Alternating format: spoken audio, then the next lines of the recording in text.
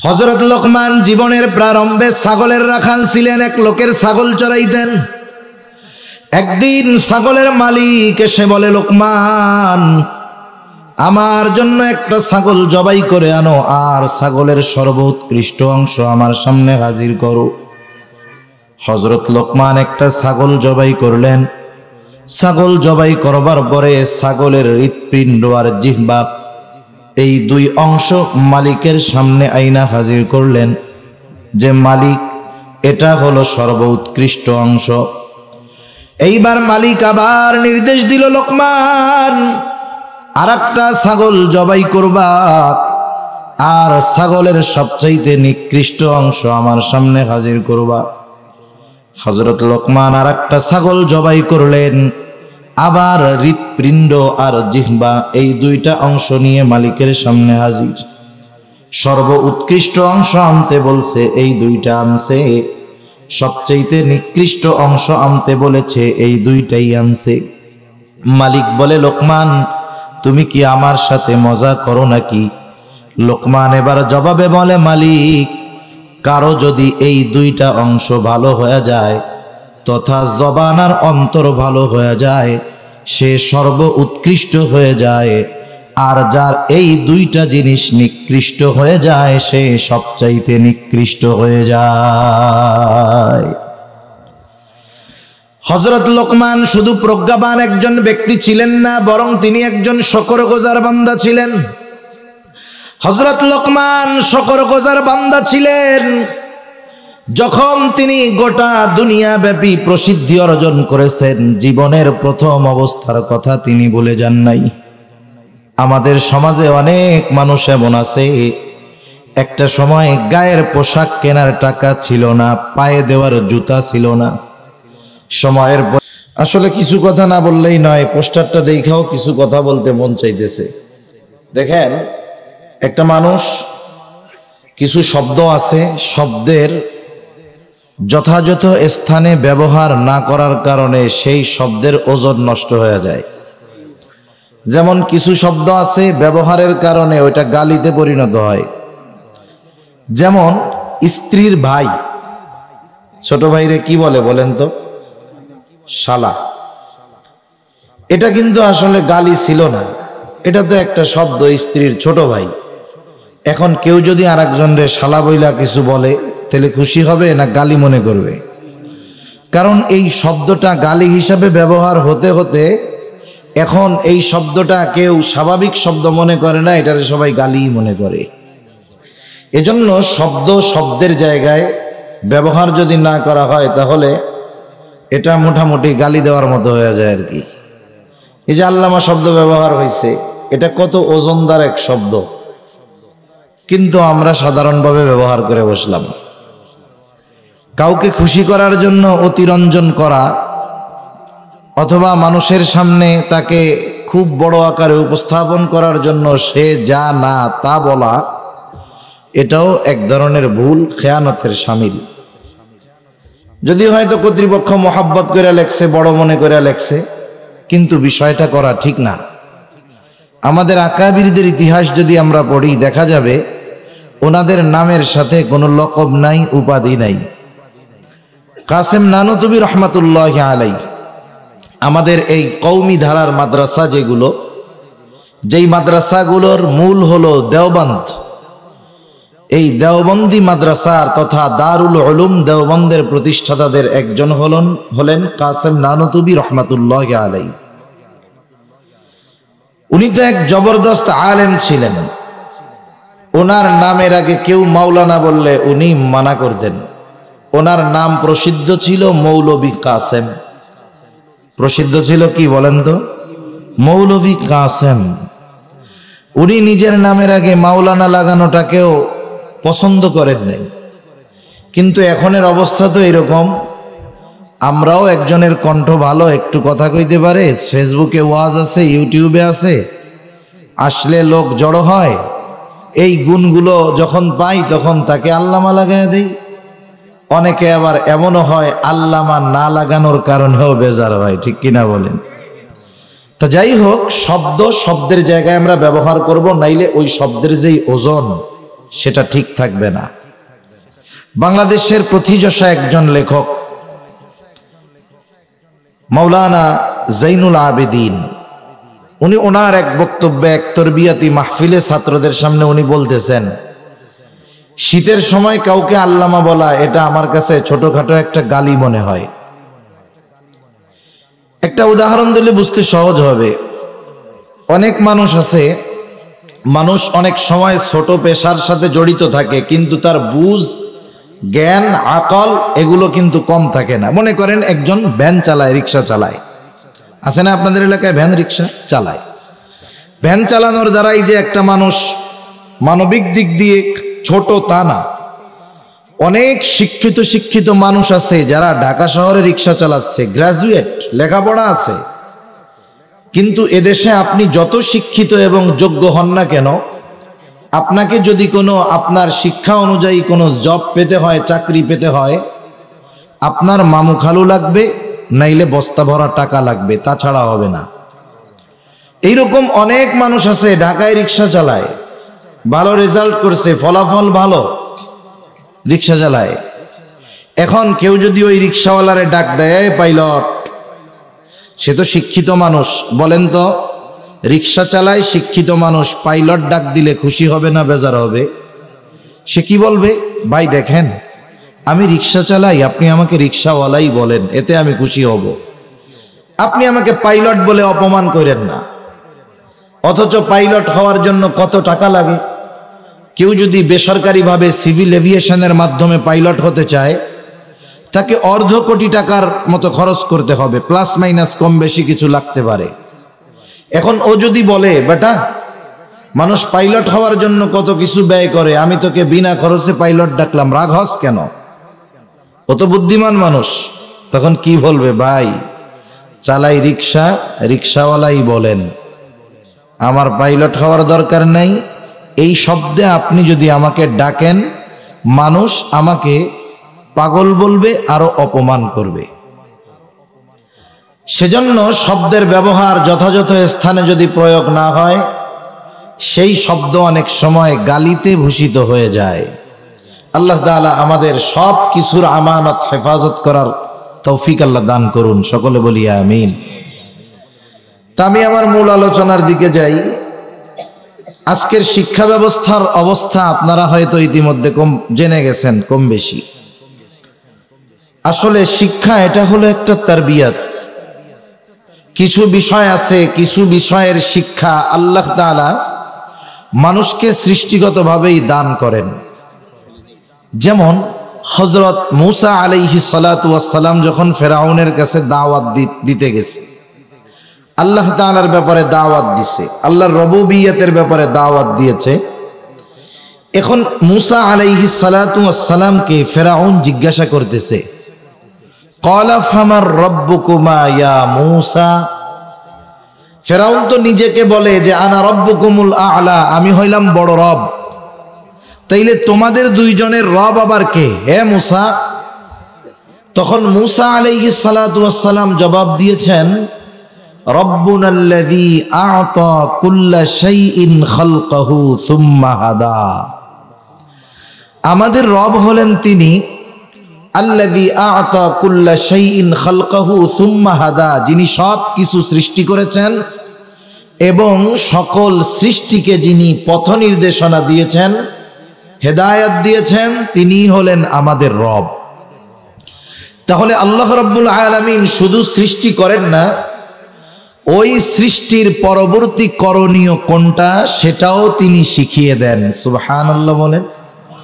একটু চিন্তা করেন, যখন একটা মুরগি ডিম দেয়, ডিম দেওয়ার পরে অনেকগুলো ডিম একত্রে করে মুরগির তা বা ওম দেওয়া হয়। আপনাদের এলাকায় কি বলে? তা দেওয়া হয়। একটা মুরগি ধারাবাহিকভাবে 21 দিন ওই ডিম তা দেওয়ার পরে ওই ডিমের মধ্যে একটা কি হয়? বাচ্চা হয়। বলেন তো দুনিয়ার কেউ কি ডিমকে ফাটিয়ে ওই ডিমের মধ্য থেকে মুরগির বাচ্চাকে বের করে নাকি? বের করে না।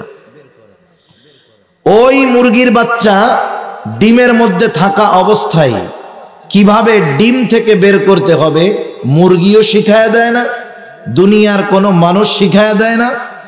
ওই মুরগির ডিমের মধ্যে মুরগির বাচ্চা কিভাবে বের হবে তাকে যেটা শিখিয়ে দেন, যা লাগে সেটা যিনি শিখিয়ে দেন তিনি কে?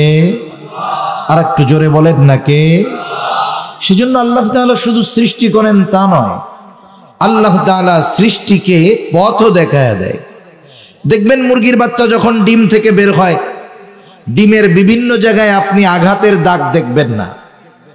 ও এমন একটা জায়গায় আঘাত করবে যেই জায়গায় আঘাত করার পরে ডিমটা ফেটে যাবে এবং ও বের হয়ে যেতে পারবে। এই যে নিখুঁতভাবে ডিমের কোন অংশে আঘাত করতে হবে, এটা কিন্তু তাকে কেউ শিখায়া দেয় নাই, শিখায়া দিয়েছেন কে? আল্লাহ তাআলা শিখিয়ে দিয়েছেন। এ কথা কেন বলতেছি? সৃষ্টিগতভাবে কিছু বিষয় আছে যেগুলো দুনিয়ার কাউকে শেখানো লাগে না। বয়স এবং সময়ের পরিবর্তনের সাথে সাথেই মানুষ সেগুলো শিখে যায় এবং ওই বিষয়গুলো শেখার যোগ্যতা তাকে দান করেন কে? আল্লাহ। এখন বলেন, যেটা সৃষ্টিগতভাবে আল্লাহ শিখায়া দিবে সেটা তো মানুষের শেখানোর দরকার নাই। দরকার আছে? দরকার নাই। দ্বিতীয় আর একটা বিষয় হলো, কিছু বিষয়ের শিক্ষা আছে ঘরে, যেগুলো তারা মা বাবার থেকে শিখবে। এই শিক্ষাগুলো সৃষ্টিগতভাবেও আসে না, এই শিক্ষাগুলো প্রতিষ্ঠান থেকেও শিখতে হয় না। ওই শিক্ষাগুলো ঘর থেকে, মা বাবার থেকে, বড়দের থেকে, মুরব্বীদের থেকে সে শিখবে। এই রকম শিক্ষাগুলো শিক্ষা প্রতিষ্ঠানেও শেখানোর কোনো দরকার নাই। আর কিছু শিক্ষা আছে যেগুলো বাসায় থেকে শেখা যায় না, যেগুলো জন্মগতভাবেও শিখে না। ওই শিক্ষাগুলোই প্রতিষ্ঠানে শিক্ষা দিতে হয় এবং প্রতিষ্ঠান থেকে শিখতে হয়, ঠিক কিনা বলেন?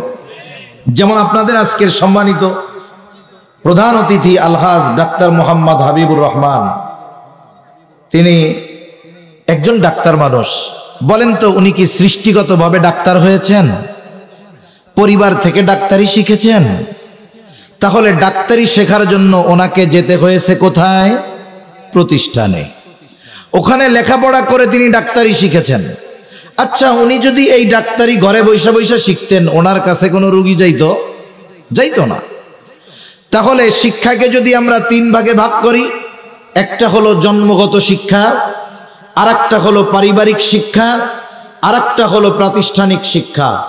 মনে রাখতে হবে, ফ্যাসাদ তো তখনই লাগবে যখন পরিবারের শিক্ষাটা প্রতিষ্ঠান দিতে যাবে, প্রতিষ্ঠানের শিক্ষাটা পরিবার দিতে যাবে, তখন হযবরল হবে, উল্টাপাল্টা হবে, শিক্ষা ব্যবস্থা ধ্বংস হবে এবং ওই শিক্ষায় শিক্ষিত যারা, তারা আগামীতে এই জাতিকেও ধ্বংস করবে, ঠিক কিনা বলেন? কেমনে বিছানায় ঘুমাইতে হয়, কেমনে কি করতে হয়, নির্ধারিত সময় আসলে প্রাপ্তবয়স্ক নারীরা কি করবে, মেয়েরা কি করবে, এসব শিক্ষা পরিবার থেকে হবে। কেমনে আলু ভর্তা বানাতে হবে, কেমনে ডিম রান্না করতে হবে, কেমনে তরকারি রান্না করতে হবে, এগুলো পরিবার থেকে শিখবে। প্রতিষ্ঠান থেকে যেগুলো শিক্ষা দেওয়ার ওগুলোই শেখাতে হবে। তা না হলে কি হবে? এই যে সংঘর্ষের কারণে লেখাপড়াও হবে না, মান নষ্ট হবে, আগামী প্রজন্ম ধ্বংস হবে, ঠিক কিনা বলেন? আচ্ছা বলেন তো, আপনাদের ছোট ছোট বাচ্চা যারা আছে, স্কুলেও যায় নাই, ওদেরকে কি গরুর ডাক, ছাগলের ডাক শিখায় দেওয়া লাগে? আরে একটু বড় হলেই তো ছাগল দেখা ব্যবা করা শিখে যায়, একটু বুঝতে শিখলেই তো গরু দেখা বুঝে। গরু ডাকে কেমনে? কয় হাম্বা হাম্বা। কাক ডাকে কেমনে? বলে কা কা। এটা 3 বছর বয়সে শিখে। আর আফসোসের ব্যাপার, আজকের শিক্ষা ব্যবস্থায় এই ব্যাঙের ঘ্যাঙর ঘ্যাঙর, সাইকেল চালানো টিং টিং টিং টিং, তারপরে গরুর হাম্বা হাম্বা, ছাগলের ভ্যা ভ্যা ভ্যা ভ্যা, এইগুলো শিখানোর জন্য আমাদের শিক্ষকদেরকে ট্রেনিং দেওয়া হচ্ছে, ঠিক কিনা বলেন? আমি বুঝতেছি না এদেরকে এনারা কি লেখাপড়া শিখাবে, নাকি মানুষগুলো স্কুলে পাঠায়া গরু ছাগল বানাবে, আল্লাহ তাআলাই ভালো জানে। সেজন্য সম্মানিত উপস্থিতি, আমাদের খুব চিন্তা ভাবনা করে আগামীর সিদ্ধান্তগুলো নিতে হবে যে আমাদের এই সন্তানগুলো কোন শিক্ষায় শিক্ষিত করলে বাস্তবে মানুষে পরিণত হবে, কোন শিক্ষায় শিক্ষিত হলে সে আমার জন্য দুনিয়া আখিরাতের সম্পদে পরিণত হবে, এই বিষয়ের সিদ্ধান্ত আমাদেরকে খুব ভেবে চিন্তে নিতে হবে এবং চূড়ান্ত সিদ্ধান্তে পৌঁছাতে হবে যে আমি আমার সন্তান তথা আগামী প্রজন্মকে কোন পথে পরিচালিত করব। ঠিক কিনা বলেন? বাস্তবতা হলো সন্তানের তালিম তারবিয়াত গড়ে তোলার পদ্ধতি পরিপূর্ণভাবে ইসলাম আমাদেরকে শিক্ষা দিয়েছে। আজকে যে আয়াতগুলো আমি আপনাদের খেদমতে তিলাওয়াত করেছি, এগুলো মূলত একটা সন্তানকে সম্পদে পরিণত করার অন্যতম একটা মাধ্যম। এখানে যার নসিহতগুলো আছে সেই ব্যক্তির নাম হলো হযরত লোকমান। তাফসীরের মধ্যে আসছে তিনি একজন বিজ্ঞ লোক ছিলেন, তবে নবী ছিলেন না। এই হযরত লোকমান তার সন্তানকে কিছু উপদেশ দিয়েছেন। আল্লাহ তাআলার কাছে হযরত লোকমানের এই উপদেশগুলো এত পছন্দনীয় হয়েছে যে আল্লাহ তাআলা ওনার নামে একটা সূরা নাজিল করে এবং উনি তার সন্তানদেরকে যেই উপদেশ দিয়েছেন সেই উপদেশগুলো এই সূরার মধ্যে আল্লাহ তাআলা নাজিল করেছেন। সুবহানাল্লাহ। এখান থেকে একটা বিষয় শিক্ষণীয়, বাবা নসিহত করতেছে সন্তানকে। এখানে যারা বাবা আছেন, ভবিষ্যতে বাবা হবেন, যারা বাবা আছেন তারা সন্তানদের এই উপদেশগুলো দিবেন। যারা আল্লাহ চাইলে ভবিষ্যতে বাবা হবেন, তারা যখন বাবা হবেন সন্তানদেরকে এই উপদেশগুলো যদি দেন, এই উপদেশের আলোকে যদি গড়ে তুলেন, ইনশাআল্লাহ ওই সন্তান দুনিয়া আখিরাতের সম্পদে পরিণত হবে ইনশাআল্লাহ। তা হযরত লোকমানের নসিহতগুলো বর্ণনা করার পূর্বে আল্লাহ তাআলা হযরত লোকমানের একটু পরিচয় তুলে ধরতেছেন। কেন? কারণ একজন বিজ্ঞ মানুষ, শিক্ষিত মানুষ, দামি মানুষ, তাকে যদি কেউ না চিনে, তাকে যদি কেউ না জানে, তাহলে তার কথার মূল্যায়ন কেউ করবে না। যদি তাকে মানুষেরা চিনে, তার পরিচয় জানে, তাহলে তার এবং তার কথার মূল্যায়ন মানুষ করবে তাকে চেনার কারণে। অপরিচিত ব্যক্তিকে যত প্রসিদ্ধ ব্যক্তি পরিচিত করিয়ে দিবে, ওই অপরিচিত ব্যক্তির গ্রহণযোগ্যতা সমাজে তত বাড়বে। যেমন মনে করেন আপনাদের এলাকায় মনে করেন একজন অপরিচিত লোক আসছে, ওই তেতুলিয়ার এমপি সাহেব, আপনারা তো কেউ তাকে চিনেন না, আমিও চিনি না। এখন উনি একজন এমপি, সম্মানিত মানুষ, আপনাদের এলাকায় যখন আসবে, আপনারা কেউ যখন না চিনবেন, আপনাদের কাছে সে একজন সাধারণ মানুষের মতোই মানুষ। ঠিক কিনা বলেন? কিন্তু আপনাদের এমপি সাহেব যদি বিশাল জনসভার মধ্যে পরিচয় করায় দেয় যে ভাইরা, আমার পাশে যিনি, ইনাকে তো আপনারা চিনেন না, ইনি এদেশের অমুক এলাকার একজন এমপি, রানিং এমপি। এখন বলেন তো, একটু আগে ওই লোকের যেই গ্রহণযোগ্যতা আপনাদের মধ্যে ছিল, পরিচয় জানার পরে তার গ্রহণযোগ্যতা আপনাদের মধ্যে বাড়বে না কমবে? নিঃসন্দেহে বাড়বে। এখন যদি ওই লোকের পরিচয় বাংলাদেশের প্রধানমন্ত্রী করায়া দেয়, বলেন তো প্রধানমন্ত্রীর পরিচয় করিয়ে দেওয়ার কারণে ওই অপরিচিত লোকের গ্রহণযোগ্যতা আগের চাইতে বাড়বে না কমবে? বাড়বে। হযরত লোকমানের পরিচয় দুনিয়ার কেউ করায়া দিচ্ছেন না, যিনি করায়া দিয়েছেন তিনি কে? আল্লাহ। আল্লাহ তাআলা হযরত লোকমানের পরিচয় আমাদেরকে জানাচ্ছেন। আল্লাহ তাআলা বলেন, ওয়ালাকাদ আতাইনা লুকমানাল হিকমাতা আনিশকুর লিল্লাহ। আল্লাহ রাব্বুল আলামিন বলেন, আমি হযরত লোকমানকে হিকমত দান করেছি। তাফসীরের মধ্যে আসছে হযরত লোকমানের কাছে দুটো জিনিস পেশ করা হয়েছে, একটা হলো নবুয়ত আর একটা হলো হিকমত। সুযোগ দেওয়া হয়েছে, লোকমান আপনি যদি চান নবুয়ত গ্রহণ করতে পারেন, যদি চান হিকমত গ্রহণ করতে পারেন। প্রত্যেকটা নবী হিকমতওয়ালা, কোনো সন্দেহ নাই। হিকমতের তুলনায় নবুয়ত অনেক মর্যাদাপূর্ণ একটা বিষয়। হযরত লোকমানের সুযোগ থাকার পরেও তিনি নবুয়ত গ্রহণ না করে হিকমতকে তিনি গ্রহণ করেছেন। জিজ্ঞাসা করা হলো, লোকমান, নবুয়তের মতো দায়িত্ব নেওয়ার সুযোগ থাকার পরেও কেন আপনি হিকমতকে গ্রহণ করলেন? হযরত লোকমান বললেন, শোনো, একটা হলো দায়িত্ব দেওয়া, আর একটা হলো সুযোগ দেওয়া। একটা হলো দায়িত্ব দেওয়া, আর একটা হলো দায়িত্ব নেওয়া। এই দুটোর মাঝে তফাৎ আছে। আল্লাহ তাআলা যদি আমাকে নিজের থেকে নবুয়াত দিতে চাইতেন, তাহলে দ্বিতীয় কোনো অপশন আমাকে দিতেন না, সরাসরি আমাকে নবুয়াত দান করতেন। আর ওই নবুয়াতের জিম্মাদারি পালন করার জন্য যত ব্যবস্থাপনা দরকার, সব ব্যবস্থাপনা আল্লাহ তাআলাই গ্রহণ করতেন। যেহেতু আল্লাহ তাআলা আমাকে সরাসরি নবুয়াত দেন নাই, বরং দুটো থেকে একটা বেছে নেওয়ার সুযোগ দিয়েছেন। এখন আমি যদি নবুয়াতকে গ্রহণ করতাম, আর ওই জিম্মাদারি পালন করতে গিয়ে কোনো ত্রুটি বিচ্যুতি হতো, তাহলে আল্লাহ তাআলার সামনে জবাবদিহিতার কাঠগড়ায় দাঁড়ানো লাগতো। এই জন্য আমি নবুয়াতকে গ্রহণ না করে হিকমতকে গ্রহণ করেছি। আর হযরত লোকমান আসলেও একজন হিকমতওয়ালা লোক ছিলেন, যার কথা এবং কর্মের ভিতরে হিকমত পাওয়া যাইত। কথা কর্মের মধ্যে প্রজ্ঞা নিহিত থাকত। হযরত লোকমান জীবনের প্রারম্ভে ছাগলের রাখাল ছিলেন, এক লোকের ছাগল চড়াইতেন। একদিন ছাগলের মালিক এসে বলে, লোকমান, আমার জন্য একটা ছাগল জবাই করে আনো, আর ছাগলের সর্বোৎকৃষ্ট অংশ আমার সামনে হাজির করো। হযরত লোকমান একটা ছাগল জবাই করলেন।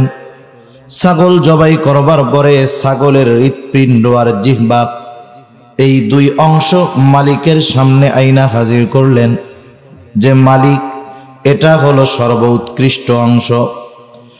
এইবার মালিক আবার নির্দেশ দিল, লোকমান, আর একটা ছাগল জবাই করবা, আর ছাগলের সবচাইতে নিকৃষ্ট অংশ আমার সামনে হাজির করবা। হযরত লোকমান আর একটা ছাগল জবাই করলেন, আবার হৃৎপিণ্ড আর জিহ্বা, এই দুইটা অংশ নিয়ে মালিকের সামনে হাজির। সর্ব উৎকৃষ্ট অংশ আনতে বলছে, এই দুইটা আনছে। সবচাইতে নিকৃষ্ট অংশ আনতে বলেছে, এই দুইটাই আনছে। মালিক বলে, লোকমান, তুমি কি আমার সাথে মজা করো নাকি? লোকমান এবার জবাবে বলে, মালিক, কারো যদি এই দুইটা অংশ ভালো হয়ে যায়, তথা জবান আর অন্তর ভালো হয়ে যায়, সে সর্ব উৎকৃষ্ট হয়ে যায়। আর যার এই দুইটা জিনিস নিকৃষ্ট হয়ে যায়, সে সবচাইতে নিকৃষ্ট হয়ে যায়। হযরত লোকমান শুধু প্রজ্ঞাবান একজন ব্যক্তি ছিলেন না, বরং তিনি একজন শকরগুজার বান্দা ছিলেন। হযরত লোকমান শকরগুজার বান্দা ছিলেন। যখন তিনি গোটা দুনিয়া ব্যাপী প্রসিদ্ধি অর্জন করেছেন, জীবনের প্রথম অবস্থার কথা তিনি ভুলে যান নাই। আমাদের সমাজে অনেক মানুষ এমন আছে, একটা সময় গায়ের পোশাক কেনার টাকা ছিল না, পায়ে দেওয়ার জুতা ছিল না। সময়ের পরিবর্তন, এখন হাজার কোটি টাকার মালিক। এই রকম লোক কম বেশি আমাদের দেশে আছে না নাই? এক সময় কিছু ছিল না, এখন কোটিপতি।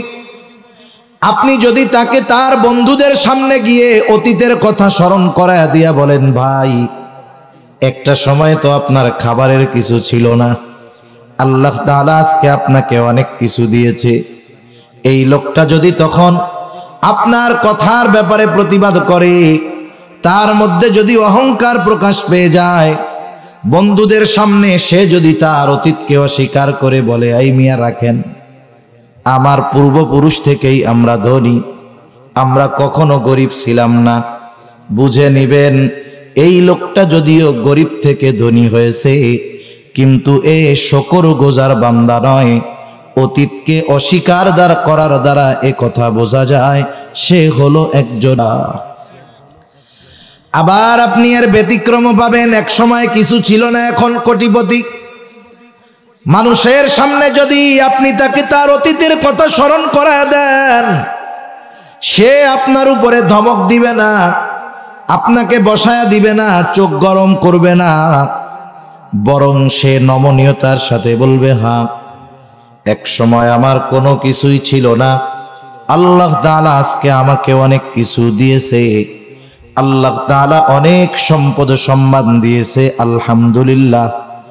এই অতীতকে স্বীকার করার কারণে আপনাকে আমাকে বুঝে নিতে হবে এই লোকটা হলো একজন শুকরগুজার মানুষ। আল্লাহ রাব্বুল আলামিন মূলত হযরত লোকমানের ব্যাপারে বলতেছেন যে লোকমান একজন শুকরগুজার বান্দা ছিল। হযরত লোকমান যখন দুনিয়াব্যাপী প্রসিদ্ধি অর্জন করছে, আজকে তো আমরা ইউটিউবে মোবাইলের মধ্যে দেখি, বক্তা দেখি, প্রসিদ্ধ হলে ভাইরাল হলে আমরা সেখানে গিয়ে জমা হয়ে যাই। ওই জামানা যখন ইউটিউব ছিল না, ফেসবুক ছিল না, মোবাইল ছিল না, ওই জামানায় হযরত লোকমানের কোথাও যাওয়া লাগতো না, বরং দূর দূরান্ত থেকে দৈনিক হাজার হাজার মানুষ হযরত লোকমানের বাড়িতে আসতো হযরত লোকমানের ওয়াজ শোনার জন্য। এখন তো মনে করেন বিশাল প্যান্ডেল বানায়া, মাইক অ্যানাউন্স কইরা, এরপরে বসার ব্যবস্থা কইরা, কত জায়গায় খেচুড়ি দিয়া, অনেক জায়গায় দেয় না মাহফিলের পরে খেচুড়ি, এইটা দিয়াও লোকজন নসিহত শুনতে আসে না, ওয়াজ শুনতে আসে না। চিন্তা করে যদি ভাইরাল ব্যক্তি হয়, হাসাইতে পারবে, কান্দাইতে পারবে, নাচানাচি করতে পারবে, একেবারে বক্তব্য দিয়ে সব উল্টায় ফেলাইতে পারবে, এইটা দেখার জন্য হাজির হয়। কিন্তু ওই সময় দৈনিক হাজার হাজার মানুষ দূর দূরান্ত থেকে হযরত লোকমানের বাড়িতে আসতো ওয়াজ শোনার জন্য। হযরত লোকমান একদিন ওয়াজ করার জন্য দাঁড়াইছেন। ওয়াজ শুরু করার পূর্বে একজন শ্রোতা দাঁড়ায় বলে, লোকমান, আপনি ওয়াজ শুরু করার আগে আপনার কাছে আমার একটু প্রশ্ন আছে। হযরত লোকমান বললেন, হ্যাঁ বলো। লোকটা বলতেছি, আপনি কি সেই লোকমান নাকি যে একটা সময় আমার সাথে বাগানে বাগানে ছাগল চড়াইতো? হাজার হাজার মানুষের সামনে প্রশ্ন করছে, বলেন তো ওই হালতটা যদি আমাদের কারো হইতো, এক ধমক দিয়া কইতাম, বেটা বয়, চুপ করে থাক, ঠিক না? আমি না কইলেও দেখা যাইতো আমার কিছু সাঙ্গ পাঙ্গ যাইয়া ওরে টাইনা বাইর করে সাইজ করে দিত। কত বড় সাহস, হুজুর এই প্রশ্ন করতেছস? কিন্তু হযরত লোকমান রাগ হন নাই, তিনি সাথে সাথে বলেন, হ্যাঁ আমি সেই লোকমান যে এক সময় ছাগলের রাখাল ছিল, আমি সেই লোকমান। এইবার ওই লোকটা প্রশ্ন করতেছে, লোকমান, আপনি এত সম্মানের অধিকারী কেমনে হইলেন? তাফসীরের মধ্যে অনেকগুলো কারণ আসছে। তিনি বলেন, আমি এই রকম সম্মান অর্জনের পেছনে যেই কারণগুলো, স্বল্পে তুষ্টতা, অল্প কথা, এই রকম কয়েকটা বিষয় উল্লেখ করে তিনি বলেন যে হয়তো এই কারণে আল্লাহ তাআলা আমাকে এই সম্মান দান করেছে। এইরকম একজন জগৎ বিখ্যাত ব্যক্তি ছিলেন হযরত লোকমান। সাথে সাথে আল্লাহ তাআলা আমাদের জন্য শিক্ষণীয় বিষয় বর্ণনা করে বলেন, আমি হযরত লোকমানকে হিকমত প্রদান করেছি যাতে সে আমি আল্লাহর কৃতজ্ঞতা প্রকাশ করে। সাথে সাথে আল্লাহ তাআলা বলেন, ওয়ামান ইয়াশকুর ফাইন্নামা ইয়াশকুরু লিনাফসি, যে কৃতজ্ঞতা প্রকাশ করে সে সেটা নিজের জন্যই করে। কারণ কৃতজ্ঞতা প্রকাশ যদি আমরা করি তাহলে লাভ আল্লাহ তাআলার নয়, বরং ওই কৃতজ্ঞতার কারণে লাভ আমাদেরই হয়। এজন্য আল্লাহ তাআলা বলেন, ওমান ইয়াশকুর ফাইন্নামা ইয়াশকুরু লিনাফসি, যে কৃতজ্ঞ বান্দা হয়, আল্লাহ তাআলার কৃতজ্ঞতা প্রকাশ করে, সে সেটা নিজের জন্য করে।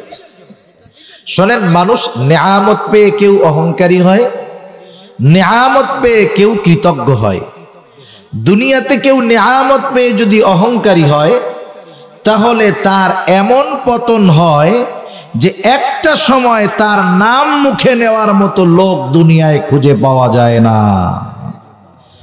আর যদি নেয়ামত পেয়ে কৃতজ্ঞ হয়, আল্লাহ তাআলা যুগে যুগে তার কথা মানুষের মুখে মুখে ছড়ায়া দেয়। সুবহানাল্লাহ বলেন। এজন্য দেখবেন যারা দ্বীনের উপরে পরিচালিত হয়েছে, সেই মানুষগুলো ক্ষমতা পেয়েও, শাসক হয়েও এরা কৃতজ্ঞ বান্দা থাকছে। একেবারে যদি অতীত থেকে টান দেই, গোটা দুনিয়ার বাদশাহী করেছেন হযরত সুলাইমান আলাইহিস সালাম।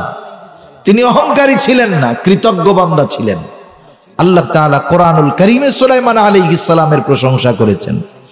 এরপরে আসেন শেষের দিকে, খলিফাতুল মুসলিমিন যারা ছিলেন হযরত ওমর রাদিয়াল্লাহু তাআলা আনহু, অর্ধ জাহানের শাসক যাকে বলা হয়, ইনি এই ক্ষমতার নেয়ামত পেয়ে একেবারে যা মন চায় তাই বলেন নাই, তা করেন নাই, বরং প্রত্যেকটা সময় তিনি চিন্তা করতেন।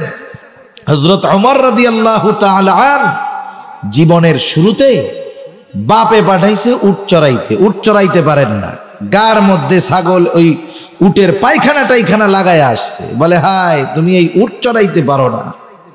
বাবা তিরস্কার করছে, পিটানি দিছে। তিনি যখন খলিফাতুল মুসলিমিন তখন বলতেছেন এইগুলা, যে হায় রে, সেই ওমরকে আল্লাহ রাব্বুল আলামিন কত সুবিশাল এক এরিয়ার দায়িত্ব দিছে, সে কেমনে এটা পরিচালনা করবে। সেজন্য নেয়ামত পাওয়ার পরে শুকরিয়া আদায় করলে লাভ আমাদের। আবার আল্লাহ তাআলা জানায় দেন, অহংকারীরা কিন্তু নেয়ামতের কৃতজ্ঞতা প্রকাশ করে না। এজন্য আল্লাহ তাআলা বলেন, ওয়ামান কাফারা ফাইন্নাল্লাহা গনিয়্যুন হামিদ। আল্লাহ তাআলা বলেন, আর যারা কুফরি করে, আমি আল্লাহর কৃতজ্ঞতা প্রকাশ করে না, তারা জেনে রাখুক আল্লাহ তাআলা হলেন সপ্রশংসিত অমুখাপেক্ষী এক মহান সত্তা।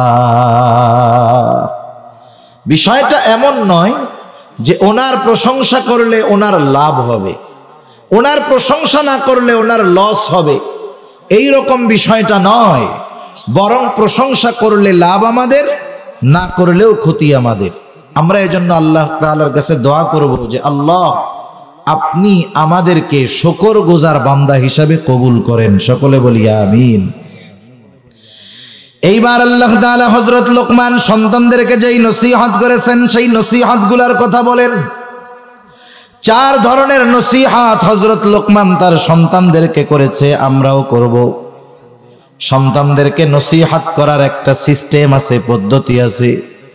আমরাও সন্তানদের উপদেশ দেই, নসিহত করি, কিন্তু আমাদের উপদেশের ভাষা, মাধ্যম, সময় কোনো কিছুই ঠিক না থাকার কারণে সন্তানদের উপদেশ দেওয়ার পরেও সন্তানেরা আমাদের উপদেশ মোতাবেক চলে না। আমাদের দেশে সাধারণত সন্তানদের উপদেশ দেয় 2 সময়। কয় সময়? কথা বুঝতেছেন না ঘুম আসতেছে? একটু তাকবীর দেন তো, নারায়ে তাকবীর। আর একটু জোরে, নারায়ে তাকবীর। মাশাআল্লাহ। 2 সময় সন্তানদেরকে উপদেশ দেওয়া হয়। একটা হলো খাওয়ার সময়, আর একটা হলো টাকা দেওয়ার সময়। মনে করেন সন্তান, বাবা যেভাবে চায় সন্তান সেভাবে চলে না। এখন বাবা অন্য রুমে আছে, ছেলে খাইতে আসছে, মা সুন্দর মতো খাওয়াইতেছে, মাছের মাথা প্লেটে উঠাইয়া দিয়ে বলে আব্বা খাও খাও।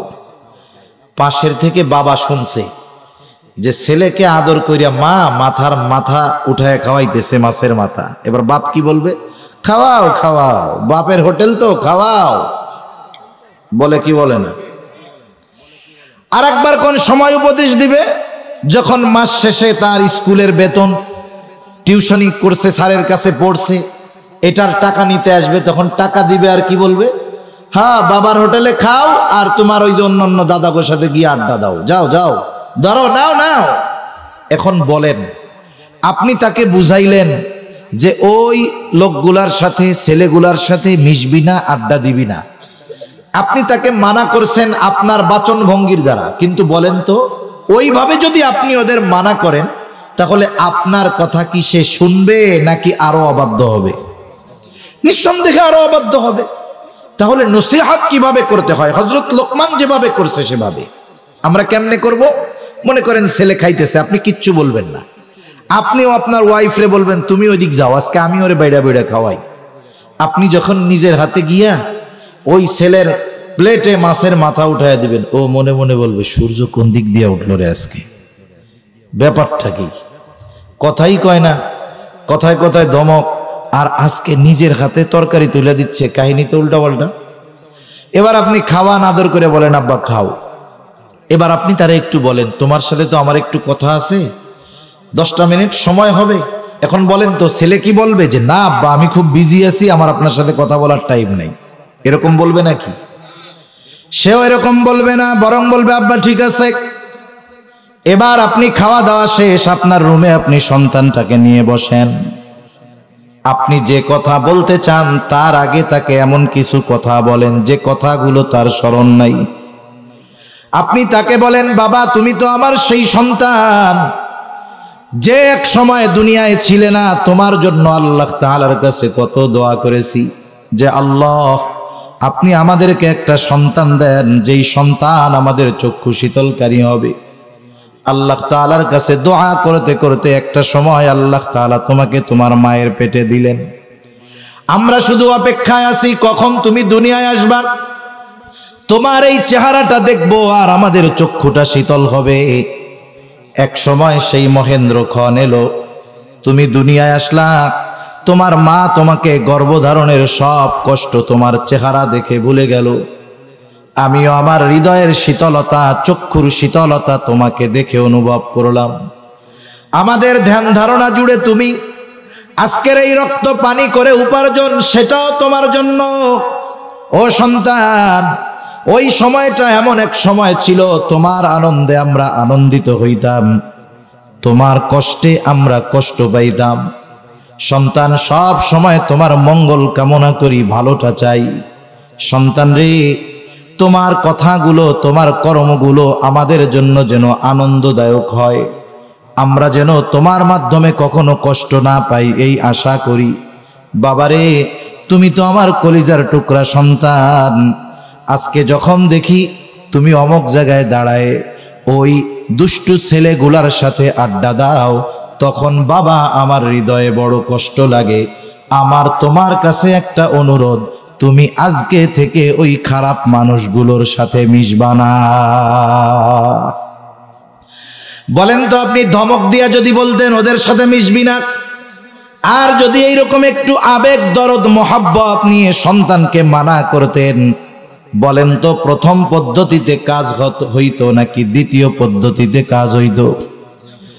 এই জন্য হযরত লোকমান সন্তানকে নসিহত করতেছেন যেই ভাষায়, আরবি ভাষার শাব্দিক অর্থ দ্বারা ওই ভাষার গভীরতা উপলব্ধ করা যায় না, উপলব্ধি হয় না।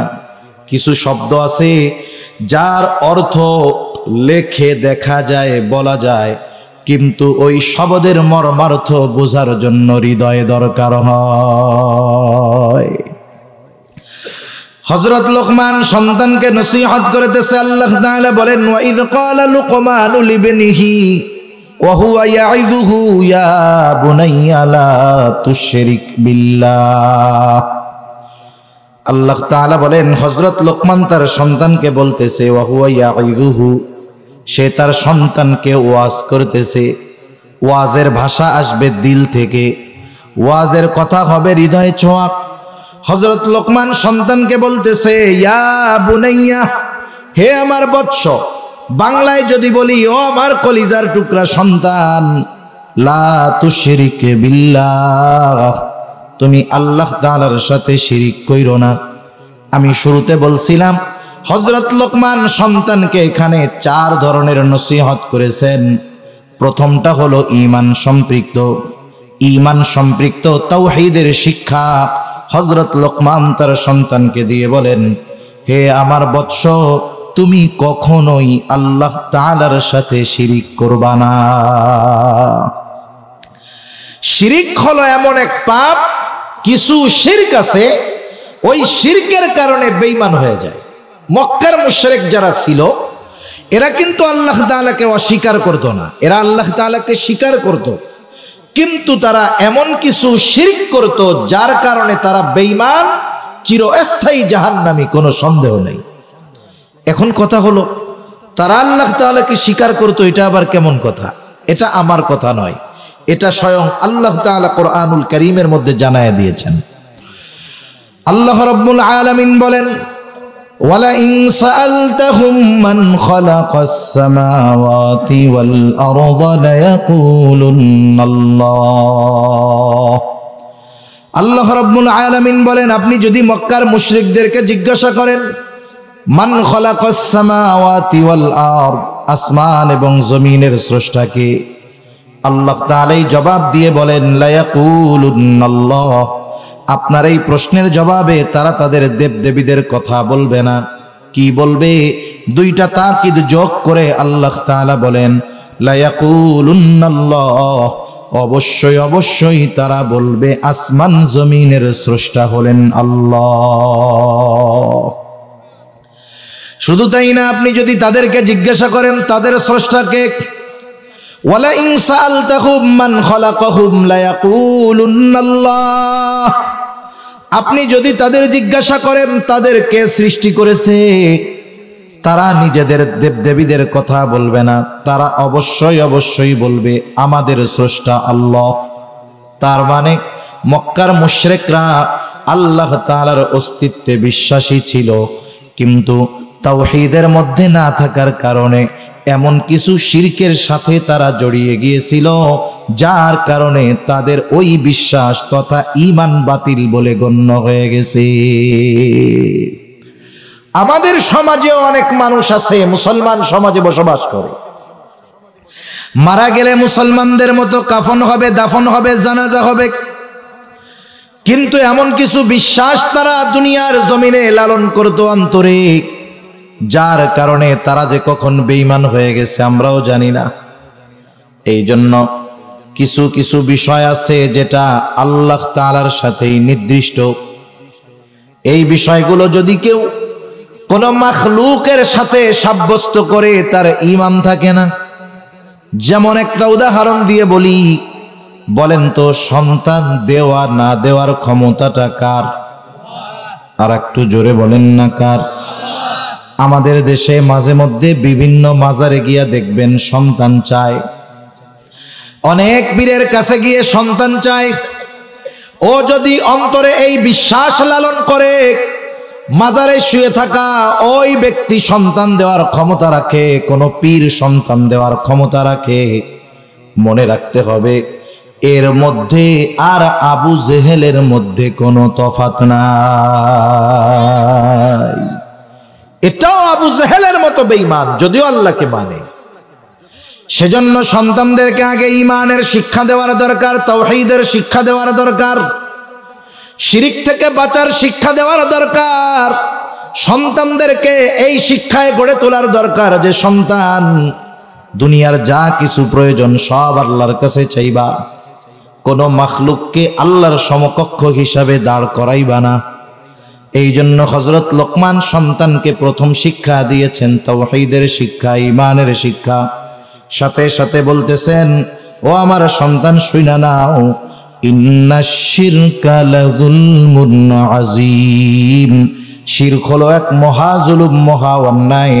কারণ আল্লাহ তাআলা সব পাপগুলো ক্ষমা করে দেওয়ার ঘোষণা দিয়েছেন, কিন্তু কেউ যদি আল্লাহ তাআলার সাথে শিরিক করে, তাওবা যদি না করে, ক্ষমা হবে না, ঠিকানা হয়ে যাবে জাহান্নাম।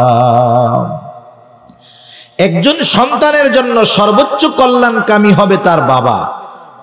আমরা তো মনে করি সন্তানদেরকে বড় লেখাপড়া শিখিয়ে বড় গ্রাজুয়েট বানাতে পারলে, বিসিএস ক্যাডার বানাতে পারলে আমরা সন্তানের জন্য বড় কল্যাণকামী হলাম। বিষয়টা এমন নয়।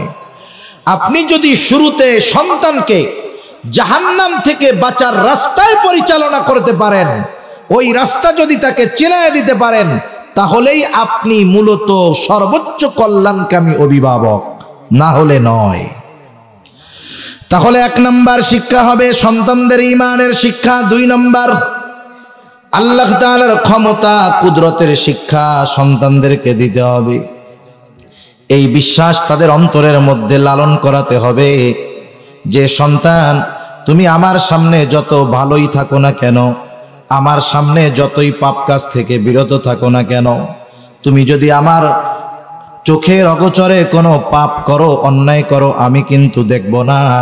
কিন্তু পৃথিবীর যেখানেই তুমি থাকো না কেন, আল্লাহ তাআলা হলেন এমন মহাপরাক্রমশালী, তুমি পৃথিবীর যেখানেই গিয়ে অন্যায় অপরাধ করো না কেন, আমি না জানলেও সেই অন্যায়ের খবর যিনি জানবেন তিনি কে? প্রথমে আল্লাহ তাআলার প্রতি বিশ্বাস, এরপরে আল্লাহর কুদরতের প্রতি বিশ্বাস আনায়ন করাতে হবে সন্তানদের। হযরত লোকমান সন্তানদেরকে সেই উপদেশ দিয়ে বলেন, ইয়া বুনাইয়া ইন্নাহা ইন তাকু মিসকালা হাববাতিন মিন খারদালিন ফাতাকুন ফি সাখরাতিন আও ফিস সামাওয়াতি আও ফিল আরদি ইয়াতি বিহাল্লাহ। হযরত লোকমান তার সন্তানকে বলতেছে, হে আমার বৎস, তোমার কোনো আমল, সেই আমলটা নেকের কাজ হোক আর গোনার কাজ হোক, তোমার ওই আমলটা যদি তুমি কোনো পাথরের মধ্যেও করো, আকাশেও করো, জমিনেও করো, তুমি যেখানেই করো না কেন, আর তোমার ওই আমলটা যদি সরিষা দানা পরিমাণ হয়, পাথরের মধ্যে করো আর আসমানে করো আর জমিনে করো, তোমার ওই আমলটা কিয়ামতের দিন যিনি হাজির করবেন তিনি কে? হযরত আনাস রাদিয়াল্লাহু তাআলা আনহু থেকে বর্ণিত হাদিস, নবীজি বলেন, দুনিয়াতে কেউ যদি এমন কোন পাথরের মধ্যে কোনো আমল করে, কেমন পাথর? যেই পাথরের দরজাও নাই, জানালাও নাই, যেই পাথরে ঢোকারও ব্যবস্থা নাই, বের হওয়ারও ব্যবস্থা নাই, ওই পাথরের মধ্যে যাওয়াই তো অসম্ভব। কেউ যদি ওই অসম্ভবকে সম্ভব করে ওই পাথরের মধ্যে গিয়েও যদি কোনো আমল করে, সেটা নেক আমল হোক আর বদ আমল হোক, নবীজি বলেন ওই ক্ষুদ্র আমলটা ওই পাথরের মধ্য থেকেও আল্লাহ তাআলা হাজির করবে। একটু চিন্তা করেন, আমি আপনি যদি ছোট থাকতেই সন্তানদের অন্তরে এই বিশ্বাস ঢুকিয়ে দিতে পারি। ছোটবেলার কিছু বিশ্বাস আছে যেগুলো বড় হওয়ার পরেও থেকে যায়। শিশুকালের শিক্ষা হলো পাথরে খোদাই করার মতো। মাঝে মধ্যে আপনারা হয়তো দেখেন খবরে যে অমুক জায়গায় এক শিলালিপি পাওয়া গেছে, পাথরের উপরে লেখা আর কি, এটা 15,000 বছর আগের লেখা, অথচ লেখাটা না বুঝলেও স্পষ্ট দেখা যাইতেছে, হয়তো ভাষা আমরা বুঝি না বিদায় পড়তে পারতেছি না। তাহলে পাথরে খোদাই করা লেখা হাজার হাজার বছরে নষ্ট হয় না। ওই রকম শিশু মননে ছোট থাকতে যেই বিশ্বাস ওই বাচ্চার অন্তরে ঢুকায় দেওয়া হয়, ও যত বড় হোক, যত পাপাচারের মধ্যে যাক না কেন, ওই বিশ্বাস তার অন্তরের মধ্যে থেকে যায়। ঠিক কিনা বলেন?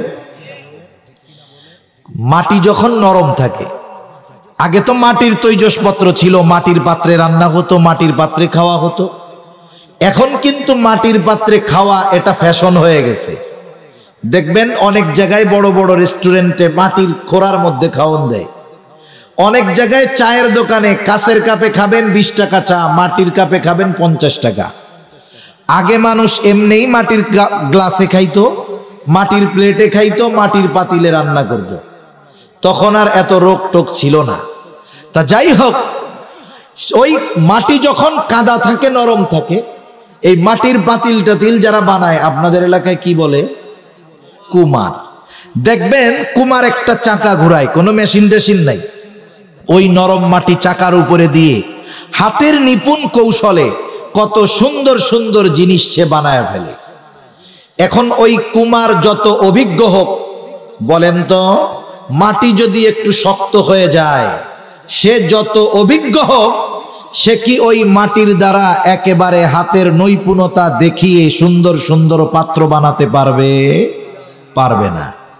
আপনি যত ভালো শিক্ষিত অভিজ্ঞ অভিভাবক হন না কেন, আপনি যদি সন্তান ছোট থাকা অবস্থায় দিন না শেখান, আপনি যাই হন না কেন, আল্লাহর ওলি হন না কেন, ওই সন্তান যখন বড় হয়ে অন্য পথের পথিক হবে, আপনি আপনার জ্ঞান দিয়ে, ক্ষমতা দিয়ে ওই পথ থেকে ফিরিয়ে আনা আপনার জন্য সহজ হবে না। এজন্যই বাচ্চাগুলো কাদামাটির মতো, কাদামাটির মতো।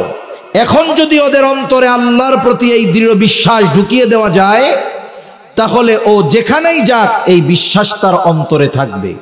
যেমন ভাবে পাথরের উপরের লেখা 1000 বছর পরেও নষ্ট হয় না। আরবিতে একটা প্রবাদ আছে, কুল্লু শাইইন ইয়ারজিউ ইলা আসলিহি, প্রত্যেকটা জিনিস তার মূলের দিকে ফিরে আসে। এই বিশ্বাস হৃদয়ে লালনকারী সন্তান বড় হওয়ার পরেও আল্লাহ না করুক যদি কখনো পথভ্রষ্ট হয়েও যায়, একটা সময় এই শিক্ষা তাকে আবার তার যথাযথ স্থানে ঈমানের উপরে ফিরিয়ে আনবে ইনশাআল্লাহ। তাহলে সন্তানদের এই শিক্ষা দেওয়া, তুমি যেই আমল করো না কেন, যেখানে করো না কেন, আমি যদিও তোমার ওই কর্মের ব্যাপারে না জানি, কিন্তু জানেন কে? আরো জোরে বলেন না কে? সন্তানকে এই শিক্ষা আমাদের দিতে হবে। কেন? ইন্নাল্লাহা লাতীফুন খবীর, আল্লাহ তাআলা হলেন সূক্ষ্মদর্শী, শুধু তাই না সব কিছুর খবর তিনি জানেন। তাহলে সন্তানকে 4 শিক্ষার প্রথম শিক্ষা হলো ঈমানের শিক্ষা, দ্বিতীয় শিক্ষা হলো আল্লাহ তাআলার ক্ষমতা কুদরতের শিক্ষা। এইবার যখন ঈমান আর কুদরত, কোন মুফাসসির বলেন দুটোর দ্বারা উদ্দেশ্য হলো ঈমান আকীদা। এই ঈমান আকীদার শিক্ষা যখন ঠিক হয়ে যাবে, এইবার তাকে শিক্ষা দিতে হবে আমলের শিক্ষা। ঈমান আকীদা যখন ঠিক হয়ে যায়, তখন অনেক আমলের দরকার হয় না। এই জন্য নবীজিও বলেন আখলিস দীনাকা ইয়াকফিকাল আমালুল কলিল, তোমার ঈমান খাঁটি করো, বিশুদ্ধ করো, অল্প আমল নাজাতের জন্য যথেষ্ট হয়ে যাবে। সন্তানের ঈমান আকীদার শিক্ষার পরে এবার তাকে শিক্ষা দিতে হবে আমলের শিক্ষা। ঈমানের পরে সবচাইতে গুরুত্বপূর্ণ যেই আমল, সেই আমলের নাম হলো সালাত, নামাজ। রাসূলুল্লাহ সাল্লাল্লাহু আলাইহি ওয়াসাল্লাম জানায় দেন, তোমরা তোমাদের সন্তানদের 7 বছর বয়স যখন হবে নামাজের জন্য আদেশ দাও। 10 বছর বয়স নামাজ না পড়লে প্রহার করো, সাথে সাথে তাদের বিছানাটা আলাদা করে দাও। হযরত লোকমান সন্তানকে বলতেছে, হে আমার সন্তান, ইয়া বুনাইয়া আকিমিস সালাহ। আমলটা 2 ভাবে হয়, একটা হলো পার্সোনাল আমল, আর একটা হলো সামগ্রিক আমল। পার্সোনাল যত আমল আছে, ব্যক্তিগত যত ইবাদত আছে, এই ইবাদতগুলোর মধ্যে সবচাইতে বড় ইবাদত হলো নামাজ। আর সামগ্রিকভাবে কিছু আমল আছে, সেই আমলগুলোর মধ্যে সবচাইতে বড় আমল হলো ভালো কাজের আদেশ করা, অসৎ কাজের নিষেধ করা। তাহলে নামাজ এটা ঈমানের পরে সবচাইতে গুরুত্বপূর্ণ ইবাদত। নবীজিও বললেন 7 বছর বয়সে সন্তানদের নামাজের আদেশ করো, 10 বছরে নামাজ না পড়লে প্রহার করো।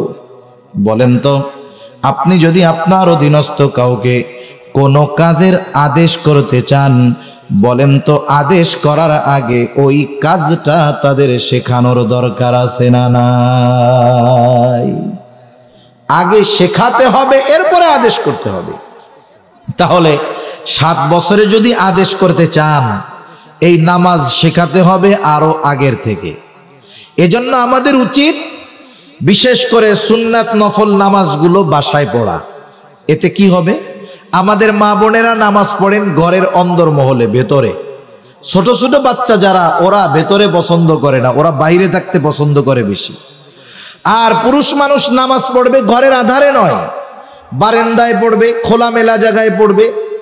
যখন ওই বাচ্চা দেখবে তার বাপ নামাজ পড়তেছে মাথায় টুপি দিয়া, ওর গায়ে পোশাক থাকুক আর না থাকুক, টুপি পাক আর না পাক, একটা টিফিন বাটি মাথায় দিয়া টুপি বানায় আব্বার সাথে সিজদা দেওয়া শুরু করবে। ঠিক কিনা বলেন? কারণ বাবা যেই কাজ করে, অভিভাবক যেই কাজ করে, ওই কাজটা যদি খারাপও হয়, ছোটরা ওটাকে ভালো মনে করে। আপনি নামাজ পড়বেন, আপনার সাথে সেও নামাজে দাঁড়ায় যাবে। আপনি সিজদায় গেলেন, হয়তো ঘাড়ের উপরে উঠা খেলা শুরু করবে। অনেক সময় বিরক্ত হয়ে অনেক সমস্যা আছে নাকি? আপনি সিজদাটাকে লম্বা বানায় দেন, কোনো অসুবিধা নাই। রাহমাতুল লিল আলামিন একদিন মসজিদে নববীর মধ্যে ইমামতি করতেছেন, নামাজের সিজদায় গেছেন। রাসূল আকরাম সাল্লাল্লাহু আলাইহি ওয়াসাল্লামের নাতি হুসাইন রাদিয়াল্লাহু তাআলা হুজুরের মেহরাবের সাথেই একেবারে বাসার দরজা। নাতি লাফ দিয়া নবীজির ঘাড়ের উপরে উঠা গেছে, কারণ হযরত হুসাইন রাদিয়াল্লাহু তাআলা আনহু নবীজির ঘাড়ে উঠতেন। নবীজি ঘোড়া সাজত, মনে করছে নানা মনে হয় ঘোড়া হইছে, এবার ঘাড়ের উপরে উঠা খেলা শুরু করছে। নবীজিও সেজদা লম্বা করতেছে, ওঠেন না। সাহাবায়ে কেরাম ভাবতেছে হয়তো কোনো ওহী নাজিল হয়, এই জন্য নবীজি মনে হয় সেজদা থেকে উঠেন না। নবীজি নামাজ শেষ করলেন, সাহাবাদের দিকে ঘুরে বসলেন। কোনো ওহী যদি নাজিল হতো নবীজি সাথে সাথে শোনায়া দিতেন, কারণ নবীজি যখন কোনো ওহী নাজিল হতো উপস্থিত সাহাবীদের সামনে তিলাওয়াত করতেন, এবং কাতেবে ওহী তথা ওহী লেখার দায়িত্বে যারা থাকতো তাদেরকে বলে দিতেন এই অংশটা অমুক সূরার পরে লেখো, এই অংশটা ওই জায়গায় যুক্ত করো। কিন্তু নবী তো কিছু বলেন না। তাহলে সেজদা এত লম্বা করার কারণ কি? নবীজিকে একজন সাহাবী জিজ্ঞাসা করে, ইয়া রাসূলুল্লাহ, ওই সেজদাটা আপনি এত লম্বা করলেন কারণ কি? কোনো ওহী নাজিল হয়েছে নাকি? নবীজি তখন বললেন, না, ওহী নাজিল হয় নাই, বরং আমি যখন সেজদায় গিয়েছি হুসাইন আমার ঘাড়ের উপরে উঠে খেলা শুরু করে দিয়েছে, আমি তার খেলা শেষ বাধা দেওয়া কি পছন্দ করলাম না।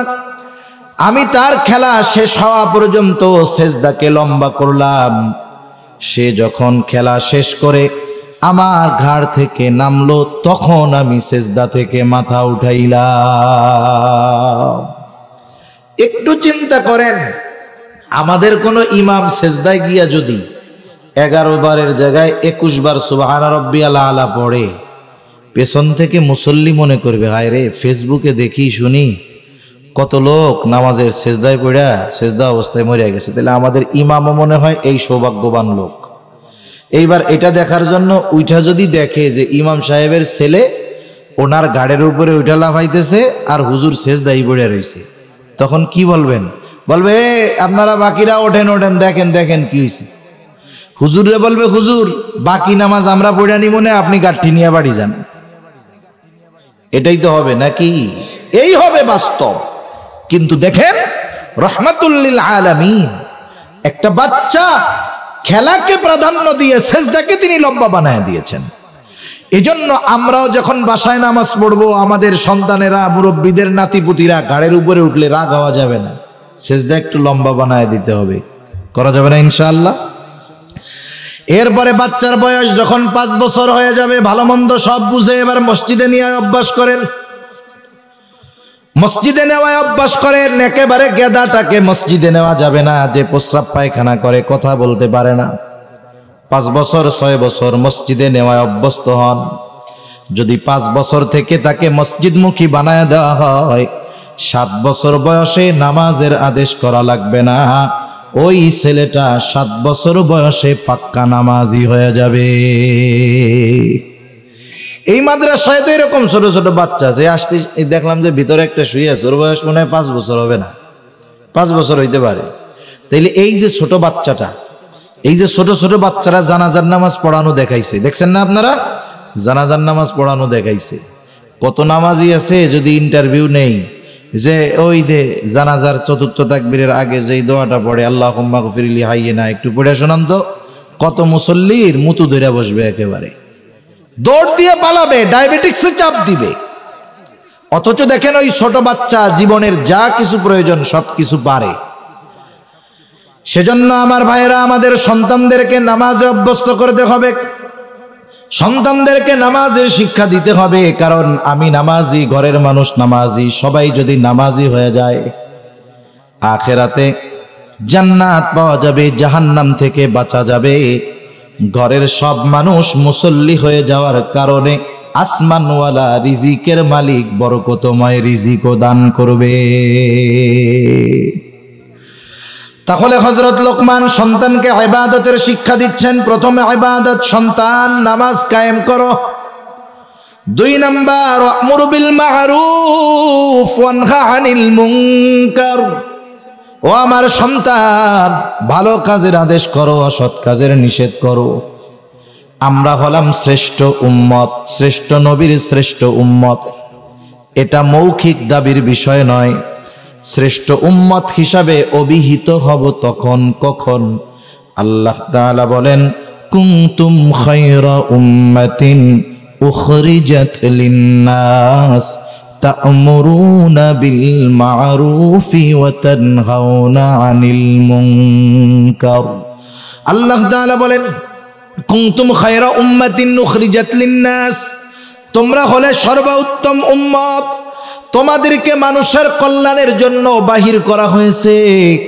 আমরা যদি জিজ্ঞাসা করি, আল্লাহ কিসের মধ্যে মানুষের কল্যাণ? আল্লাহ তাআলা বলেন, তা'মুরুনা বিল মা'রুফ ওয়া তানহাউনা আনিল মুনকার, তোমরা ভালো কাজের আদেশ করো, অসৎ কাজের নিষেধ করো, এর মধ্যেই হলো সবচাইতে বড় কল্যাণ। আর এই কাজ যারা যথাযথভাবে করবে এরাই হবে শ্রেষ্ঠ মানুষ, শ্রেষ্ঠ উম্মত। তাহলে এই কাজের দ্বারা শ্রেষ্ঠ উম্মত হওয়া যায়। এখন এই কাজ করতে গেলে বাধা, জেল, জুলুম, নির্যাতন আছে না নাই? আছে। যদি সব ভালো কথাগুলো আমরা বলি, আমাকেও জেলে যাইতে হবে। সব খারাপ কাজ থেকে যদি নিষেধ করি, আমাদের উপরে বিপদ আসবে। এজন্য হযরত লোকমান সন্তানকে এটাও জানায় দেয়, সন্তান, ভালো কাজের আদেশ, অসৎ কাজের নিষেধ, এটা কিন্তু কঠিন এক ব্যাপার, বড় এক ব্যাপার। বিপদ আসতে পারে। যখন বিপদ চলে আসবে কি করবা? ওয়াসবির আলা মা আসাবাক, মুসিবত যখন আসবে সবর করবা। ইন্না যালিকা মিন আজমিল উমুর, কারণ এটা হলো এক বড় ব্যাপার, বিশাল বড় কারবারি। এই কাজ করতে গেলে পৃথিবীর শুরু থেকে নিয়ে যারাই করেছে, কিয়ামত পর্যন্ত যারা করবে, এদের উপরে মুসিবত আসবে, এটাই স্বাভাবিক। তাহলে সন্তানের তৃতীয় শিক্ষা হলো ইবাদত। 1 নাম্বার ঈমান, 2 নাম্বার আল্লাহর কুদরত, 3 নাম্বার ইবাদত, 4 নাম্বারের যেই শিক্ষা, এটা হলো সামাজিকতার শিক্ষা। মানুষের সাথে আচার ব্যবহার কেমন হবে সেই শিক্ষা। হযরত লোকমান এবার সন্তানকে বলতেছে, সন্তান, ওয়ালা তুসাইর খাদ্দাকা লিন-নাস ওয়ালা তামশি ফিল আরদি মারহা। অল্প সময়, আর বেশি সময় না। আমি চিন্তা করেছিলাম যে এই টাইমের মধ্যে শেষ করব, সেটা পার হয়ে গেছে। হযরত লোকমান সন্তানকে শিক্ষা দিচ্ছে মানুষের সাথে কেমন আচরণ করবা। হযরত লোকমান সন্তানকে বলতেছে, মানুষের দিক থেকে মুখ ফিরায় কথা বলবা না। মুফাসসিরিনে কেরাম বলেন, এর দ্বারা উদ্দেশ্য হলো মানুষের সাথে অহংকার নিয়ে কথা বলবা না। আজকে তাকায় দেখেন, একজন আর একজনের সাথে কথা বলে, কোনো নমনীয়তা নাই, ভদ্রতা নাই। কিছু বছর আগেও ছোটরা বড়দের সাথে সম্মান, শ্রদ্ধার সাথে কথা বলতো। কিন্তু আফসোস, আজকে নাতির বয়সী ছেলেটা দাদার বয়সী, নানার বয়সী ওই রকম ব্যক্তির মাথায় লাঠি দিয়ে বাড়ি দিতেও দ্বিধাবোধ করে না। অসভ্যতা এমন পর্যায়ে চলে গেছে যে যত বড় ভার্সিটিতে পড়ে ও তত বড় বেয়াদব হয়। এটা সত্য না মিথ্যা কথা বলেন তো? সত্য কথা। যত বড় ভার্সিটি দেশের, তত বড় বেয়াদব, অসভ্য আর বেহায়া তৈরির কারখানা ওইটা তত বড়। আমাদের দেশের শিক্ষা ব্যবস্থা তো শেষ। আদবের শিক্ষা নবীজি দিয়ে গেছেন। নবীজি বলেন, মাল্লাম ইয়ারহাম সগীরানা ওয়া লাম ইউক্কির কাবীরানা ফালাইসা মিন্না। নবীজি বলেন, যে ছোটকে স্নেহ করে না, বড়কে সম্মান করে না, সে আমার উম্মত নয়। অবস্থাটা কি দেখেন, একজন মানুষ যদি সম্পদওয়ালা হয়ে যায়, গরিব মানুষগুলারে গুনায় ধরে না। 4 চাকার গাড়িওয়ালা, রিক্সাওয়ালারে গুনায় ধরে না। মাঝে মধ্যে আমরা এমন দৃশ্য দেখি, হৃদয় বিদারক দৃশ্য। হায়রে, রিক্সাওয়ালা গরিব মানুষ, দুর্বল মানুষ, ওই টাকাওয়ালা তার সাথে খারাপ আচরণ করতেছি। তার ছেলের বয়সী লোকটা ওই বাবার বয়সী লোকের গায়ে নির্দ্বিধায় হাত তুলতেছে। এই ধরনের দৃশ্য সমাজে আছে। আরেকজন ক্ষমতাওয়ালা হয়ে গেছে, অসহায় দরিদ্র মজলুম মানুষগুলোর উপরে চেপে বসছে, অহংকারের চূড়ায় তারা পৌঁছায় গেছে। কেউ টাকার অহংকার, কেউ ক্ষমতার অহংকার, কেউ শিক্ষার অহংকার। বলেন তো টাকাওয়ালা অহংকার করবে কি নিয়া? যত টাকাওয়ালা সে হোক না কেন, কখনোই সে কারুনের মতো ধনী হতে পারবে না। কিসের অহংকার? কিসের আমলের অহংকার? যত আমল করুক না কেন, যত ইলম অর্জন করুক না কেন, শয়তানের মতো আবেদ আর ইলম অর্জনকারী কখনো হতে পারবে না। ক্ষমতার অহংকার করে, কত অহংকার করবে, ফেরাউনের মতো ক্ষমতাধর কখনো হইতে পারবে না। আল্লাহ তাআলা সবগুলোরে সাইজ করে দিয়েছে। এই অহংকার হলো এমন এক গুনাহ, আসমান জমিনে সংগঠিত প্রথম গুনাহ হলো এই অহংকার। হযরত আদম আলাইহিস সালামকে অহংকার কইরা ইবলিস সিজদা করে নাই। হযরত লোকমান ও সন্তানকে বলতেছে, সন্তান, মানুষের সাথে তুমি কখনো অহংকার করবা না। কেন অহংকার করবা না? শুইনা নাও, নবীজিও বলেন, লা ইয়াদখুলুল জান্নাতা মান কানা ফি কলবিহি মিসকালা হাববাতিন মিন কিবর। যার অন্তরের মধ্যে যাররা পরিমাণ অহংকার আছে, নবীজি বলেন ওই লোকটা জান্নাতে প্রবেশ করতে পারবে না। এজন্য ধনী তার সন্তানকে শিক্ষা দিবে যে গরিবের সাথে ভালো মতো কথা বলবা। আজকে যদি এই শিক্ষা থাকতো, সমাজের ব্যালেন্স ঠিক থাকতো, বেয়াদব সমাজে বাড়তো না। পরিবার থেকেই শিখায় না, শিখবে কোত্থেকে? ঠিক কিনা বলেন? শেখাতে হবে। বাবারে যেমন আচরণ করতে দেখে, ও তো সেরকমই করবে, বরং তার দ্বিগুণ খারাপ করবে। তাই হযরত লোকমান মানুষের সাথে কেমন আচরণ করবে শিক্ষা দিয়ে বলেন, বাবা তুমি চেহারা অন্যদের দিকে ঘুরায় কথা বলবা না, তার মানে অহংকার করে কথা বলবা না। আর ওয়ালা তামশি ফিল আরদি মারহা, জমিনের মধ্যে অহংকার করে তুমি হাঁটবা না। আল্লাহ তাআলা বলেন, ওয়ালা তামশি ফিল আরদি মারহা ইন্নাকা লান তাখরিকাল আরদা ওয়া লান তাবলুগাল জিবালা তুলা। আল্লাহ তাআলা বলেন, তুমি জমিনের উপরে দর্প ভরে হাইটো না। ইন্নাকা লান তাখরিকাল আরদা, তুমি কখনো তোমার পা দিয়ে জমিনকে বিদীর্ণ করতে পারবা না। বুক উঁচা কইরা হাঁটো, মাথা উঁচা কইরা হাঁটো। শুইনা রাখো, ওয়ালাং তাবলুগাল জিবালা তুলা, উচ্চতায় তুমি কখনো পাহাড় সম হইতে পারবা না।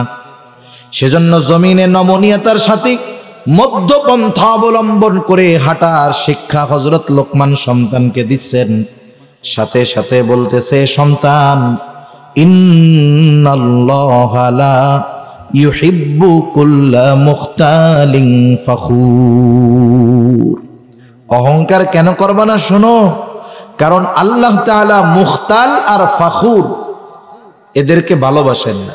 মুখতালকে, মুখতাল হলো যে একাকী নিজেকে বড় মনে করে, মনে মনে ভাবে যে আমি মনে হয় অনেক বড় আলেম, আমি মনে হয় অনেক বড় ওয়াইজ, আমি অনেক বড় জ্ঞানী রে, আমি তো অনেক ইবাদত করি, এরকম ভাবে আর কি মনে মনে। এটা হলো মুখতাল, নিজেকে নিজে বড় মনে করে। আর ফাখুর হলো সে যে আর একজনকে তুচ্ছ করে নিজের বড় মনে করে। বলে অমুক কি আলেম, আমি ওর চেয়ে বড় আলেম, অমুকে বেটা জানে কি, আমি যা জানি তার দ্বারের কাছেও নেই। আছে না এরকম? ওই যে শয়তান কইছে না, আনা খাইরুম মিন, আরে আমি ওর চাইতে ভালো। ও কি ইবাদত করে বেটা, আমি আওয়াবিন চাষ তেশরাক কোনোটাই ছাড়ি না। আরে ও কি তিলাওয়াত করে, আমি দৈনিক 5 পারা তিলাওয়াত করি। ও কি দান সৎকা করে বেটা, আমি 10টা মাদ্রাসায় দান করি। আছে না এরকম আল্লাহর বান্দা? আর একজনকে তুচ্ছ করে নিজেকে বড় মনে করে, ও হলো ফাখুর। আল্লাহ তাআলা মুখতাল আর ফাখুর কাউকে ভালোবাসেন না। একজন দুনিয়ার সব পাইল কিন্তু আল্লাহর ভালোবাসা পেল না। বলেন তো, দুনিয়ার সব পেয়ে তার কোনো লাভ আছে? আমাদের সদর সাহেব হুজুর রহমাতুল্লাহি আলাইহি, শামসুল হক ফরিদপুরি রহমাতুল্লাহি আলাইহি, উনি বলতেন যে সব পেল কিন্তু আল্লাহকে পেল না, সে কিছুই পেল না। একজন কিছুই পায় নাই, আল্লাহকে পেয়ে গেছে, সে তো সবই পেয়ে গেছে। ঠিক কিনা বলেন? এইবার হযরত লোকমান সন্তানকে শিক্ষা দিচ্ছে কেমনে জমিনে হাঁটবা। ওয়াকসিদ ফি মাশিকা ওয়াগদুদ মিন সাওতিক ইন্না আনকারাল আসওয়াতি লাসাউতুল হামির। হযরত লোকমান বলতেছে জমিনের মধ্যে মধ্যম পন্থা অবলম্বন কইরা হাঁটবা। ওয়াগদুদ মিন সাওতিক, তোমার কণ্ঠকে তুমি নিচু করে রাখবা, বিনা কারণে চেঁচামেচি করবা না। আপনাদের বাজারে মাঝে মধ্যে এলাকায় দুইজনের মধ্যে তর্ক বিতর্ক লাগে, ঝগড়া লাগে, দেখছেন না? এরকম লাগে। কে জিতে? যার গলা উঁচা সে জিতে। কয় না যে দেখ এমন ভাবে কইছি আমার কথার সামনেই যে দাঁড়াইতে পারেনি, বলে না এরকম? আবার কিছু আল্লাহর বান্দা আছে যখন দেখে একজন ঝগড়া শুরু করছে, ভাই সরি ভাই মাপ চাই, ও মনে করে ও মনে হয় মাপ চেয়ে চলে গেছে, হাইরা গেছে। বিষয়টা তো তা না। কারণ রহমানের বান্দাদের কিছু গুণ আছে। আল্লাহ তাআলার খাঁটি বান্দাদের একটা গুণ হলো তাদের সাথে যখন কোনো সময় কেউ তর্ক বিতর্কে জড়ায়, ও ওই যে সরি কইয়া আসতে এটা পড়ে। এটা তার দুর্বলতা নয়, এটা তার নমনীয়তা, সভ্যতা। এই কারণে তাকে দুর্বল ভাবার কোনো সুযোগ নেই। আল্লাহ তাআলা বলেন ওয়াইযা খাতাবাহুমুল জাহিলুনা ক্বালু সালামা। রহমানের বান্দাদের গুণাবলীর মধ্যে একটা গুণাবলী হইল যখন কোনো মূর্খ তাকে উদ্দেশ্য করে কিছু বলে, ও বলে সালাম সালাম। এটা রহমানের বান্দার দুর্বলতা নয়, বরং ভদ্রতা, নমনীয়তা এবং সভ্যতা।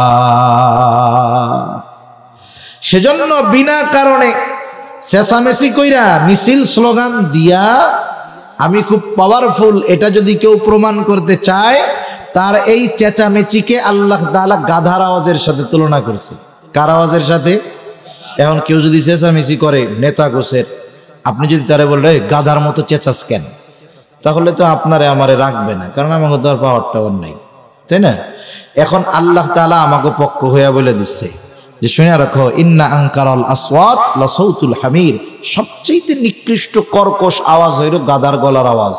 মুফাসসিরিন কেরাম বলেন এর দ্বারা ওই ধরনের লোকের ওই চেঁচামেচির সাথে তুলনা করা হয়েছে। সেজন্য হযরত লোকমান সন্তানদের শিক্ষা দিলেন যে সন্তান, জমিনে মধ্যম পন্থা অবলম্বন করো এবং কণ্ঠস্বরকে নিচু রাখো। এই চার ধরনের শিক্ষা, ঈমানের শিক্ষা, আকীদার শিক্ষা, আমলের শিক্ষা, সমাজের মানুষের সাথে আচরণের শিক্ষা, এই চার ধরনের শিক্ষা প্রত্যেকটা অভিভাবকের তার অধীনস্থদেরকে দেওয়া জরুরি। তা না হলে কিয়ামতের দিন আল্লাহ তাআলা জিজ্ঞাসা করবে। নবীজিও বলেন কুল্লুকুম রাঈন ওয়া কুল্লুকুম মাসউলুন আন রাঈয়াতিহি। প্রত্যেককেই তার অধীনস্থদের ব্যাপারে জিজ্ঞাসাবাদ করা হবে। এই যে দেখেন সমাজে কয়জন অভিভাবক আছে এই চার ধরনের শিক্ষা পরিপূর্ণভাবে সন্তানদেরকে দেয়? 1 লাখেও একটা খুঁজে পাওয়া কঠিন হবে, ঠিক কিনা বলেন? আর বাস্তবতা কি জানেন? এই চার ধরনের পরিপূর্ণ শিক্ষা এই কওমি মাদ্রাসাগুলোতে দেওয়া হয়। ঈমান, আকীদা, আমল এবং মানুষের সাথে সদাচরণ, এর পরিপূর্ণ শিক্ষা এই মাদ্রাসাগুলোতে দেওয়া হয়। এজন্য আপনাদের কাছে অনুরোধ থাকবে সন্তানদেরকে ব্যাঙের নাচ, গরুর হাম্বা হাম্বা এগুলো না শিখিয়ে প্রকৃত মানুষে পরিণত করেন। যে শিক্ষায় শিক্ষিত হলে সে দুনিয়া আখিরাতের সম্পদে পরিণত হবে। এই শিক্ষাগুলো যেখানে দেওয়া হয় সেখানে সন্তানদের দেন, দুনিয়ায় আল্লাহ ইজ্জত দিবেন, পরকালীন জগৎটাও উজ্জ্বল হবে। আল্লাহ সুবহানাহু ওয়া তাআলা আমাদের সকলের অধীনস্থ যারা আছে তাদেরকে যথাযথভাবে এই চার ধরনের শিক্ষায় শিক্ষিত করার তৌফিক আল্লাহ দান করুন। সকলে বলি আমিন। ওয়া আখিরু দাওয়ানা আনিল হামদুলিল্লাহি রাব্বিল আলামিন। দুরূদ শরীফ পড়ি। আল্লাহুম্মা সাল্লি আলা মুহাম্মদ ওয়া আলা আলি মুহাম্মাদিন কামা সাল্লাইতা আলা ইব্রাহিম ওয়া আলা আলি ইব্রাহিম ইন্নাকা হামিদুম মাজিদ। اللهم بارك على محمد وعلى آل محمد كما باركت على إبراهيم وعلى آل إبراهيم إنك حميد مجيد